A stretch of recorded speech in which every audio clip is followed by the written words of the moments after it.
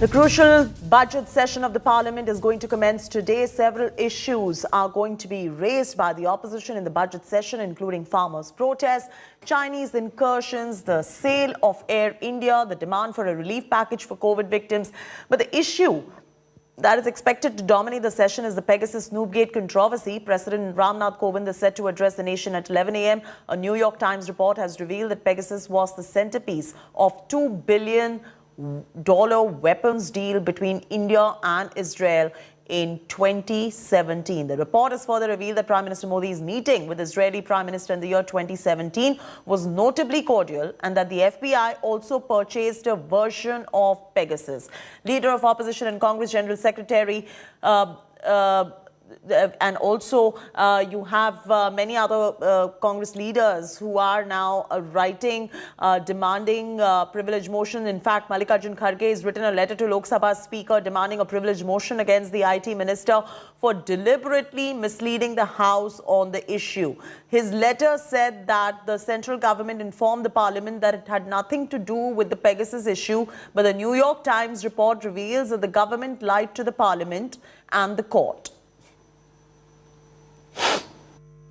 जब हमने ये पूछा भाई पेगासस ये महत्व का मुद्दा है, इसको चर्चा करो, वो चर्चा के लिए तैयार नहीं थे।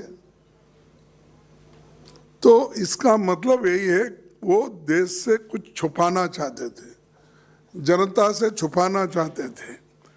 और मैं आपको आज तो बताया ही है कि ये न्यूयॉर्क टाइम्स 28 जनवरी 2022 का पूरा रिपोर्ट है ये कि किस ढंग से ये पेगासस खरीदी किया जाता है। Maushami is now joining us for the very latest. Maushami, walk our viewers through the New York Times report that has made some startling revelations that Pegasus was a centerpiece of a $2 billion weapon deal between India and Israel in 2017. How the opposition has also reacted to this and whether this issue is now going to be taken up in the budget session amidst all of this controversy that is taking place.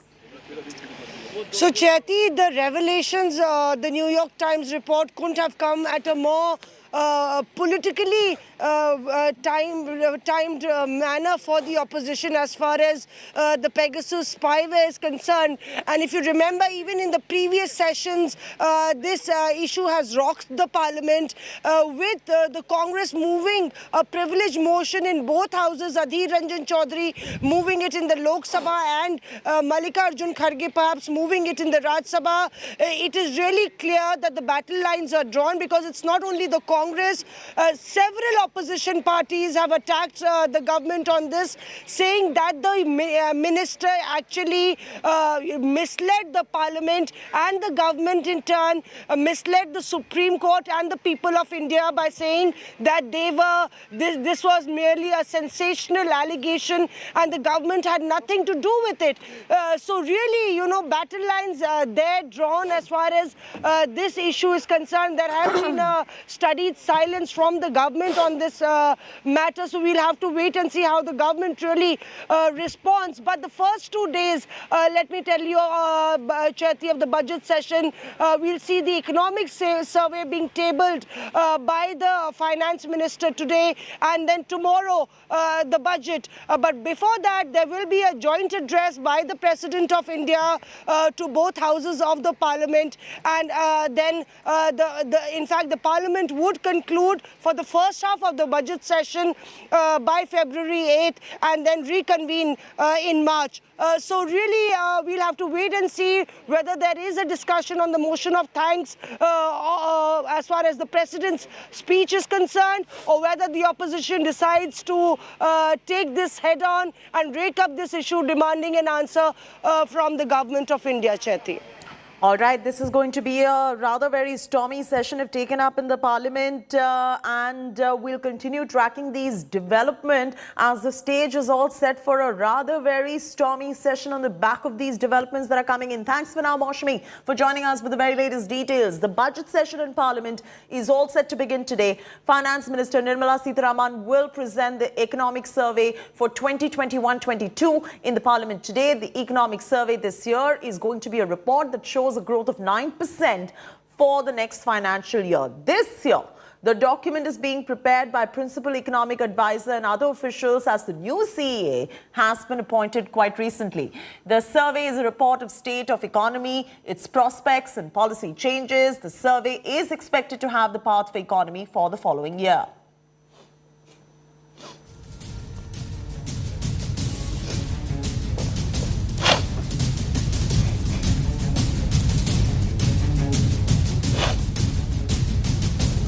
Let me take this across to my colleague Akshita Nandagopal, who is standing by explaining to you what are the priorities for the government at this point of time. The budget is tomorrow. Over to you, Akshita. So what can you expect from the budget this time around? Let's break down for you exactly what the priorities for the government are sector-wise. Considering that we're still in a pandemic, the government is going to focus first and foremost on that. Higher allocation for COVID vaccine shots is a high probability, almost a given really. Besides that, higher allocation for Manrega is also something that the government is going to consider. What about capex and also infrastructure, something the government has been speaking about time and again. Expect an increase in capital expenditure being announced tomorrow by Finance Minister Nirmala Sitharaman. Besides that, also allocations for roads and railways will be on the rise, as usually is the case every single year. Now, besides that, let's focus on asset monetization and sales. Maintaining momentum on asset sales is something that the government will focus on, perhaps in the agriculture sector. And this has always been a core focus for this government. More incentives are likely, particularly in the food processing sector.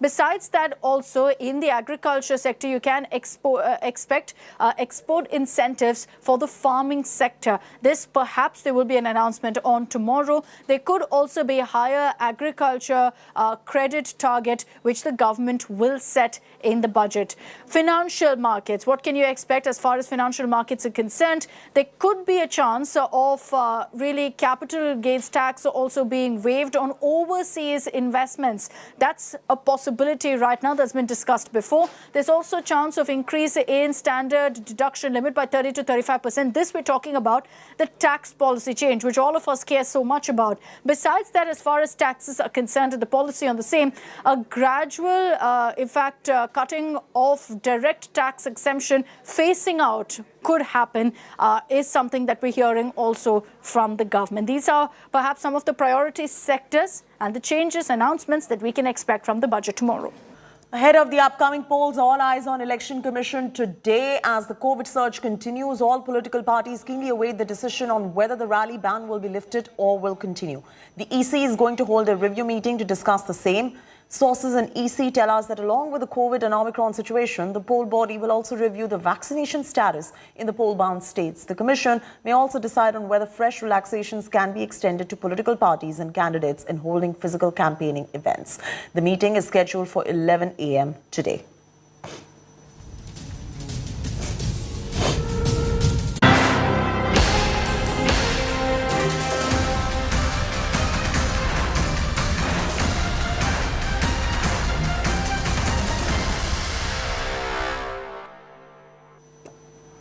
It's trailer day in Punjab. Blockbuster top guns of the state will head to nomination centres today. Punjab Chief Minister Channi, who's contesting from 2 seats, will file nomination from Badaur at 11 a.m. Former Chief Minister turned BJP ally Captain Amrinder Singh will find the nomination in Patiala at 11:30 a.m.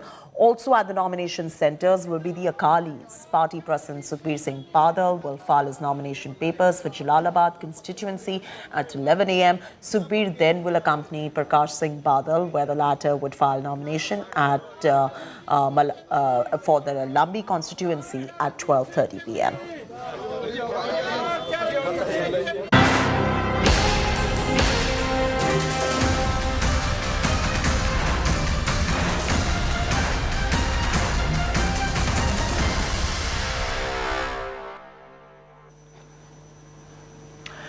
Yet another significant day in political Pradesh as SP Chief Akhilesh Yadav is all set to file his nomination from Karhal constituency in Mainpuri district, which is the Samajwadi Party stronghold. Yadav will meet party workers at his residence in Saifai, after which he will leave from Mainpuri for filing the nomination.